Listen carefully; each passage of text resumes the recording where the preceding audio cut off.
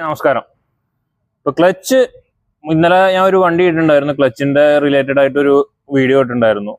Clutch കത്തി കരിഞ്ഞ് maximum ഓടിച്ചു കഴിഞ്ഞിട്ടുണ്ടെന്നുണ്ടെങ്കിൽ ഈ വക പണികളൊക്കെ കിട്ടാൻ ചാൻസസ് ഉണ്ട്. ഇപ്പോൾ ഇതിന്റെ മെയിൻ ഇഷ്യൂ ഇന്നലെ ഗിയർ ഓയിൽ കംപ്ലീറ്റ് ഡ്രെയിൻ ചെയ്താണ്. ഗിയർ ഓയിൽ തീരെ ഉണ്ടായിരുന്നില്ല. ഇങ്ങനെ ഒരു പിന്ന് ഇവിടെ അടിച്ച് കയറി ഇരിക്കുന്നുണ്ടായിരുന്നു. ഈ പിന്ന് വേറെ ഒന്നിൻ്റെ അല്ല, മെയിനായിട്ട് വരുന്ന ഈ ഫ്ലൈ വീലിന്റെ സ്റ്റഡി പിന്നാണ്. ഈ ഫ്ലൈ വീലിന് 3 പിന്ന് വരും.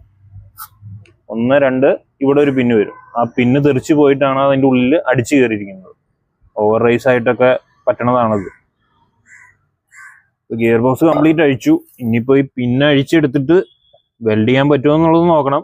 ചില സമയത്ത് വെൽഡ് ചെയ്താൽ ഓക്കെ ആവാറുണ്ട്.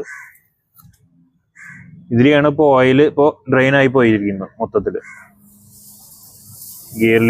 ഗിയറിന്റെ ബെയറിങ്സും കാര്യങ്ങളും ചെറുതായിട്ട് ഡാമേജസ് ഉണ്ട്.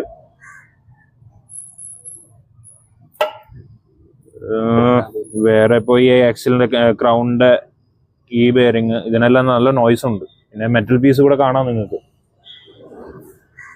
മൊത്തത്തിൽ.